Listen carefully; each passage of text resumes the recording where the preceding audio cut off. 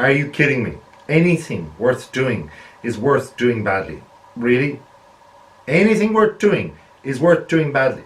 I feel like I'm arguing already with my parent. I'm a teenager. Anything worth doing is worth doing badly. Really? Dad? No. What I'm saying is not as simple as that. For it wasn't me. It was a guy called G.K. Chesterton, or Chetterton even. Well, I did that badly, didn't I? Yes, you did. G.K. Chesterton, who said, quote unquote, if a thing is worth doing, it is worth doing badly. How so, you ask? I'm going to answer that right now. You see, action happens, and it is good because finally, no procrastination, no thinking, no overthinking. Things are going, they're happening. Action, baby. But you need to clarity. Throw that dish of clarity within the mix, because the clarity then will come out from the digestion of the action, and that action is from the planning arising from thinking. So when you do something, when you take action, you're going to get clarity in some way. If something goes wrong, it's done. There's no reason why you have to repeat that wrong again. You can now learn from it. Now is the time to really think about it. You can actually just, look at the results and say, I did everything wrong there, and I planned for it to be right. But the reality is it came, asunder. All your plans came asunder. Things went wrong. At that moment where you feel like all your work has been undone, as if your intelligence, your knowledge, what you thought you knew about something now no longer actually works. That is the most, unproductive, frustrating moment, and it's one that can rip your confidence apart. But within that moment, when these things have gone wrong, if you realize that you didn't, or you haven't really worked for it, if you haven't actually put in the planning, and you got a bad result, and you kind of expected that, then all you can do is learn from it. If you think about it. Think about an exam. Think about if you're a teenager again, or if you are, I'm glad you're watching. Because if you have to study, if you have to legally, or because your family or parents say you have to do an examination, you have to get through it, get a pass mark, get a result.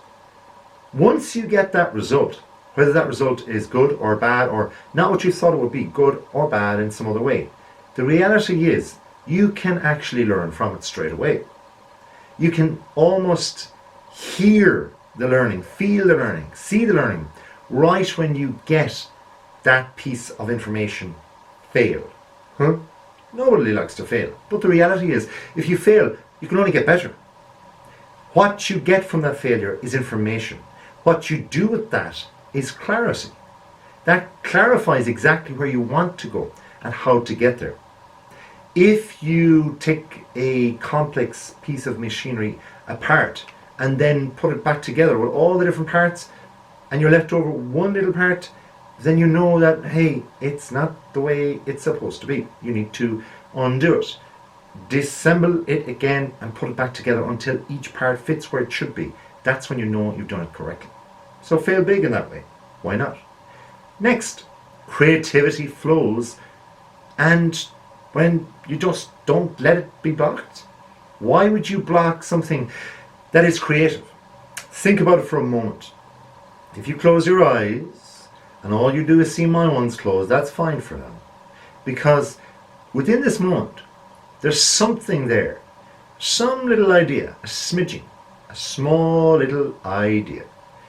Now, allow that idea to just wander through your mind. I'm opening my eyes right now. You get what I'm saying here? Imagine. If you allow your imagination to flow, your creativity will flow with it. Okay, let's hold it for a second. You mightn't have the money. You mightn't actually have the ability to do what you need to do. You might need to retrain, for example. But that doesn't mean to say you can't imagine that it's going to be wonderful when you get there. It will be wonderful when you get there. when you get there bit, of course, takes time, money, effort, and so on. But that doesn't mean to say that you need to block your creativity. Because if you block your creativity, you also block the energy. Because action is energy. That's what it is. Action is movement of your creative thought, your flow. And there's actually a direct link between energy and success and your fulfillment. I'm not speaking about your sense of worth here. I'm talking about your fulfillment in the productivity of what you just achieved. Who is measuring that achievement? Yeah, sure. You might get an award from somebody. You might get an award from some industry, for example. But that mightn't be fulfilling for you. That mightn't be exactly what you feel you need or you want. It's not until you get or you obtain that feeling of fulfillment that you know that your energy has flown, that it has been creative for you, for what you set out to achieve from that action. And that's what we're trying to get at right here. Growth. Because it's growth now that I'm thinking about right now. Growth stems, pardon the pun, well, in a flower you must have a stem. But growth stem itself allows for progress. So when does growth stop? Or do we continue to grow? Well, we can continue to grow. Because if we ditch perfectionism and just continually look for little stems of growth, then we're going to continue going towards a better place for ourselves with that objective at the beginning. If you think about traveling on the road, you get your GPS out, your roadmap. You ask your friend, have you ever traveled that route before? Perhaps they have. They give you exact information. Take a turn left, take the next turn right, and so on. Make sure to avoid that place. Don't swing around in that area. Turn away from that. Go around the roundabout. Go through the crossroads. Don't take the big road. Take the smaller road. It's quicker. Whatever. If you have planned out your journey to a T, you'll get there in that reasonable time frame. For sure. It'll be safe. You'll be thankful you planned it. But when you actually observe everything on the journey, it's these little things that will allow you to understand how you fail next time. Otherwise, you're going to have to take that journey again. So you need to realize that you have the ability to fail and fail big, and growth will come from it. Growth. Momentum. That's a thing you need. And it becomes, well, your ability, essentially. When you are focused on the next step, just the next step, when it comes for you to take that step, just then. Because when you take that next step, that's when you get growth. That's when you go forward a little bit. Momentum then is flowing of those steps together in harmony, where you start walking unaided, walking with confidence. So the most successful people in the world, those are real present people. They're engaged in exactly what they're doing when they're doing it. And they are receiving momentary feedback within themselves and understanding the process of what they're doing and how they're doing it quicker, faster, more in line with what they want to do from the outset, from the start, the beginning. So when you take a step forward and you don't know where it's leading you, you're also allowing yourself to lead yourself. And you're in this kind of co-creative space which gives excitement, curiosity, and gets your imagination going. So, a little less planning, a little bit more action. Sounds like a song Elvis sang, I think. I'm not going to dance or sing. I'm just going to move on, because that's growth. So doing things badly makes you stronger. If you fail, fail big, because you learn. If you learn and you fail big and you're a stronger person for it, then you're actually going to have, well, a better outcome. So why not fail big regularly? Yes, regularly, but sure, won't everybody know I'm a failure? Yeah, they'll know you're a failure to a certain degree. But the reality is you're learning all the time, and you're passing tests within yourself. You're actually becoming mentally stronger.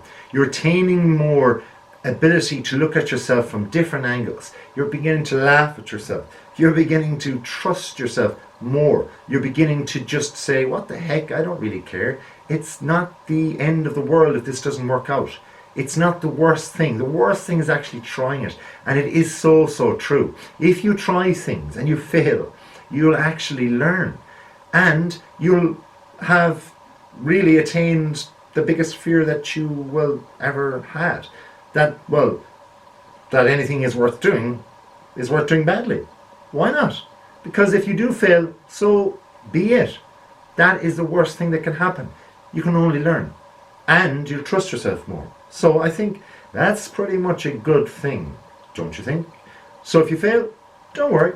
If you do things badly, who cares? You'll learn. Until next time, thank you for watching. Please subscribe if you haven't already, and if you have, thanks.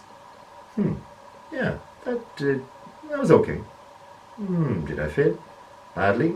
Who knows? It's up to you. Until next time though, please do have a wonderful day.